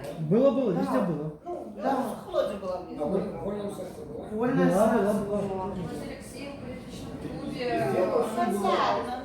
Знаете, чтобы, я не буду говорить за другие города, я скажу за Лодзь, чтобы пришло больше людей на такие встречи, да? Мы недавно обсуждали. Надо делать в формате шашлыков. Я хотела сказать. Слушайте, ну это в любом городе. Вот тогда у нас люди говорят, да, знаете, сколько последний раз на шашлыки пришло? Я не Порядка помню. 50 наверное, да? Весь город пришел в прошлый раз. Но Включали А мы Украину хотели, свою чтобы... поляк. и там не было как бы разногласий. До речі, у Варшаві ми Каких-то ходили споров. на пикник. Був пикник білорусів, ми просто прийшли, там різне это, і ми там посидели разом всі, порозмовляли. Это Ну. так само Давайте классно. наступний раз із правоздачі на шашлики. Будет чем распаливать мангал. Тоже верно. Ну что, давайте по опошним питаннячкам и Я будем... хочу сказать большое спасибо за то, что вы работаете, нам не даете возможность нам быть в курсе дел и отстаиваете наши права здесь, потому что ну, действительно должен быть какой-то легитимный, вы более быть легитимной, чем Белорусское народное собрание, которое никто не выбирает, неизвестно, как туда попадают люди. Поэтому я послушала многие так одним ухом латушка на обычное утро, наверное, да, у нас значит, и как-то я с ним вот целиком полностью всегда согласна, умнейшие люди, там я вижу, что собираются ну, умнейшие, которые в своих областях, они профи, да, и конечно же, они могут заявить о нас в мире, и это будет уже заявление такое официальное. Я вам хочу сказать, что мы зараз были на конференции, там такой вельми важный был шмат умных, разумных людей. І есть такие американские историк Тимоти Снайдер, які вельми відомі, вельми впливові. І він сказав, що видите, що він каже, коли не кажеш про перемогу, то ніколи не переможеш. Ми повинні казати про перемогу, ми повинні думати так, як ми хочемо перемогти. І коли ось ти настроюєшся на це мислення, то напевно шмат такі речі отримуються. Тому що коли ми кажемо про те, що все пропало до побачення, ну так і не буде. Але хочу вам сказати, що те, що зараз нам не досягнути, то, на якому зровні ми зараз працюємо, ви собі не уявляєте. Ну, в сенсі, узровень Європарламенту, уявляєте, домова об намерах з Європарламентом, не з країною, з представниками демократичної Білорусі, стратегічний діалог, по-першому в історії, з представниками демократичної Білорусі. Ви уявляєте собі? Це велике досягнення. Це таких речей просто раніше в історії не було. А ми це робимо вперше. Зараз питання паспорта. Ну, можете усміхатися, шановний господар, але я вірю, я хочу вірити, що ми знайдемо країну, яка дасть свою країновий крок. Это І сейчас дасть основное эту питание. можливість. Тому що ми до цього вже майже цілком готові, там зараз Валерія Ковалевський скончила підготовку. Это вот то, с чем Валерий Ковалевский сейчас ездит по всему миру и просит, чтобы какая-то краина нам выделила свой код. Потому что это можно с этого смеяться, но я этим не занимаюсь. И я не ездил по всему миру и не просил, дайте, у меня даже контактов таких нет. У него есть такие контакты, у него есть желание это делать новые, я его только могу в этом поддержать. Потому что я не могу, не разработать даже дизайн не могу к этому паспорту. А есть люди, которые разработали дизайн.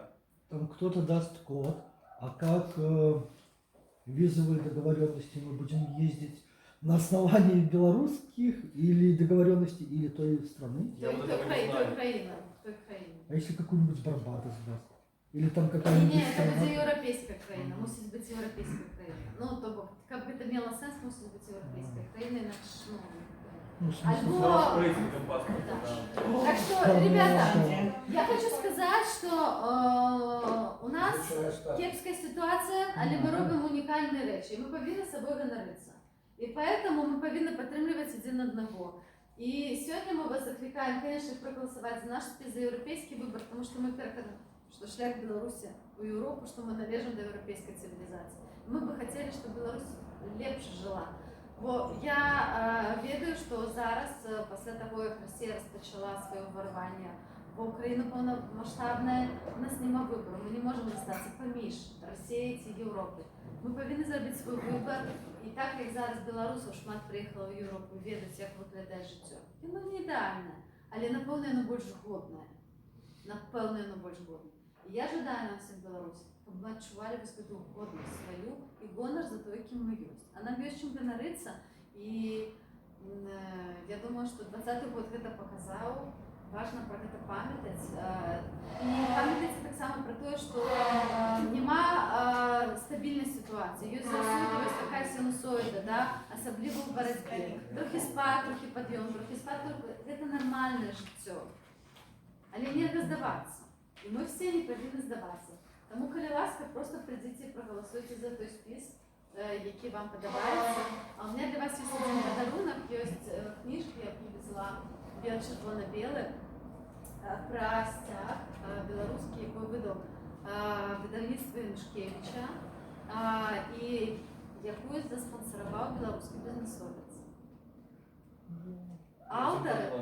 Автори книжки знаходяться в Білорусі. Книжка без автора. Виявляєте собі. І це дякуючи трошечки так само моєї праці. Эта книжка вышла. В России выходят книжки с черными страницами, до чего дожить. Вот. А мы выдаем сами, мы пишем зараз свою историю. И я хочу эту книжку подарить своей господарине Светлане. Чтобы вы не отчували себе одна тут и вот. Налепочки вот там. А, еще у нас есть налепочки. Да, вот Для такие вас. вот наклейки. Можно приклеить и прикрепить. Да. Павел поставил. Ну просто легко Можно, называть, да, можно меняется. написать. Вот, поэтому я хочу вам подякувати і всім оптимістам і песимістам, і закритим так само. Це так важно, і важно вчитися розмовляти. Це навик, якого нас вчили не в школі, не на праці. Ось, але це вельми складно. Добре, що у нас в Моголі є критика, тому що в ВНС голосують 100%, там ніякої критики нема, там вождя приймають единогласно. Хорошо, что у нас есть критика, потому что без критики мы бы приплыли опять туда, куда приплыли. Мне там все-таки нашелся некий экстремист. Я думаю, печально будет его участь в тех условиях. Поэтому... Там? Да. Ну, ВНС 100% проголосовали, кроме одного, как выясняется.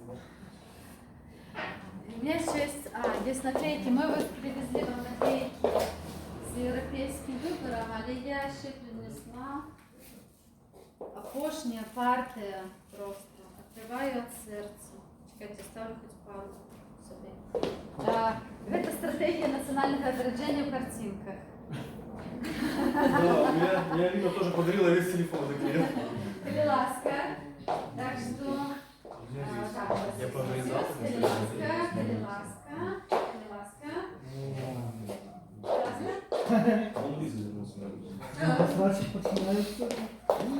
Стартуем. Ось. Але візьміть європейський вибір і наклейте так само куди-нибудь і попросіть ваших сябровків так само поучаствовать в виборах. Тому що это наша супольная отказность, это наше будущее, от этого не залежит, от этого залежит наше життя. І я хочу сказати, що коли ми хочемо всьому світу показати, що ми змагаємося, ну давайте це покажемо. Або коли ми от там прийде, там 5 тисяч проголосують, і всі скажуть, що білорусам вже нічого не треба. Ну нехай сидять до лісу до своєї Росії. От коли ми хочемо такі війни, то тоді можна, звісно, не йти не голосувати. Вот. Дякую всім великим.